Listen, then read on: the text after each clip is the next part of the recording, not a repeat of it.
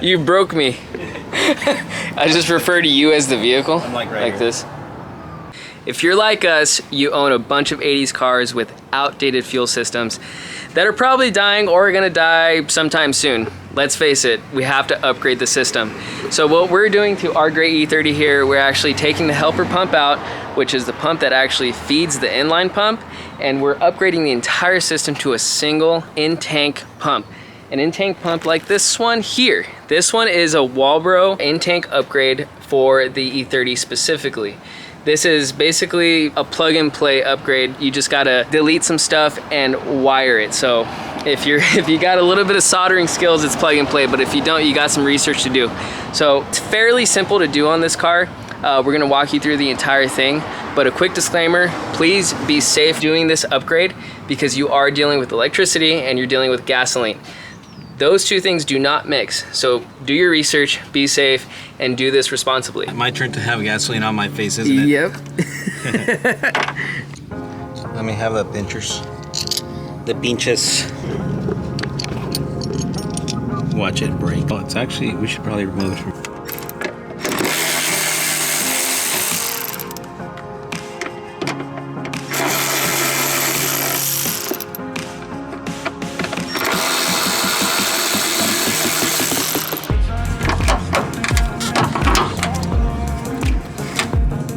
So we just join this line with this.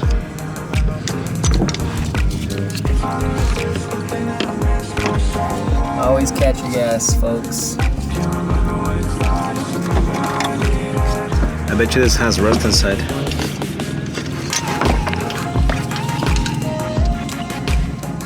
No, yeah, there, look. Little pieces. There's trash, look. There is some like rust looking stuff in there, and mostly trash though.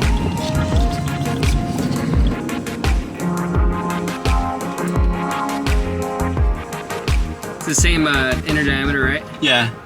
So, it's like the hole is big enough. Yeah, I told them like it has to be this big, and they measured.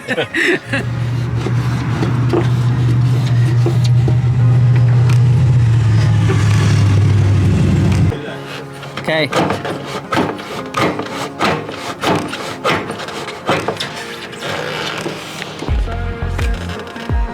Let's try it in reverse.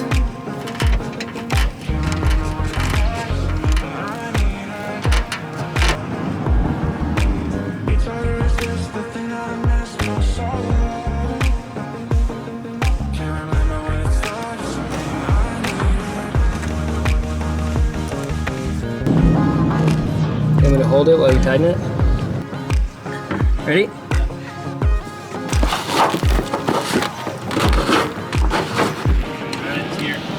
Voila! You're right. I guess he knows a thing or two sometimes. It was pretty genius. I give him some brownie points for that one. I mean, the original idea of the zip ties was good, but they were getting caught. If you're trying to feed that line to run a new line, use tie wire so it clears the channel. That is something that I haven't seen online, but that's how you do it.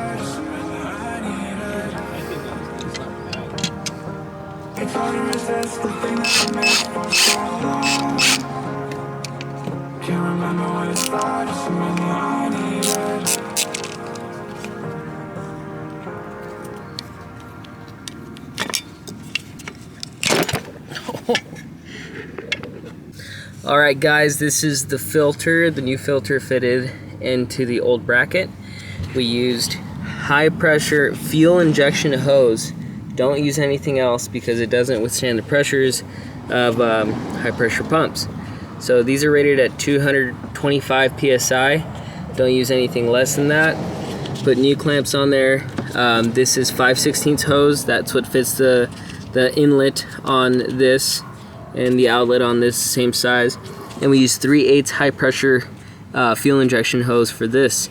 We coupled it with a basically a mender with a 5/16 size on this side and a 3/8 size thread on this side. We didn't really care much about the thread, so we just shoved it on there, and it's gonna hold on just fine. So from here, we gotta remount the bracket, and then put it back in line to where it used to be under the chassis here, and take it from there. Then we got to do some wiring.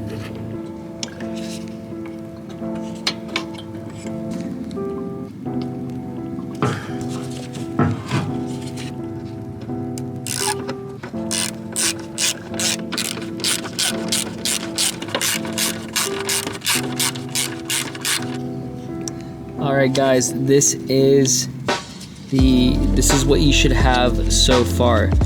We've deleted the pump.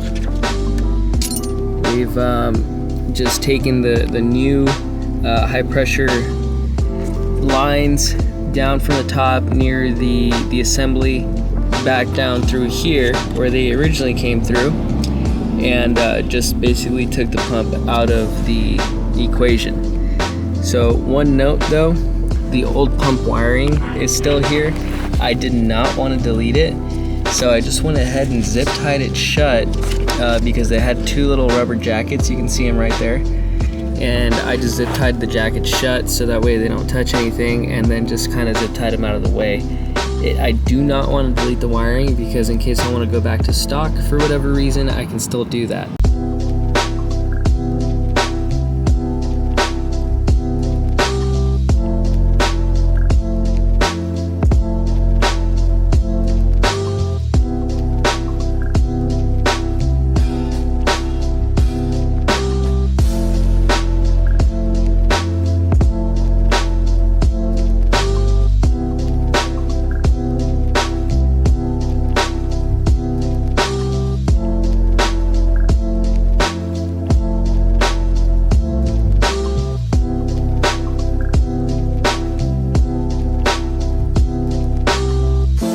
So a good note, really pause and make a timestamp of this or write it down in order to remember the polarity of the actual pump.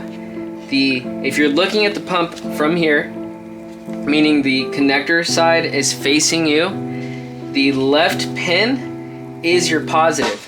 So we're gonna go ahead and, just for future reference, even just scratch this in here. I'm not you know, worried about it.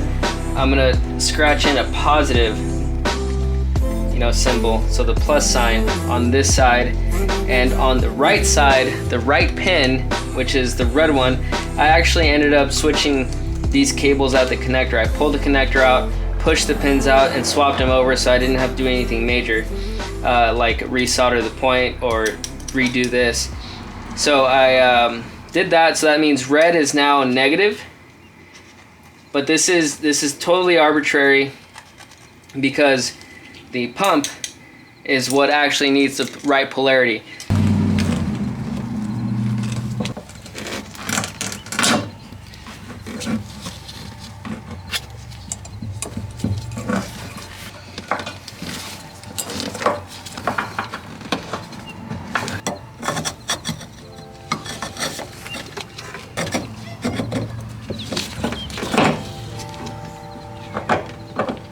All right, we dropped the pump in, we tightened the clamps, we reconnected everything. We made sure it's all nice and snug because it is a high pressure pump. We don't want any of the lines popping off. That would be bad, especially with electricity going through some wires. It's not a good idea, so you gotta double check and make sure. So now let's get it started.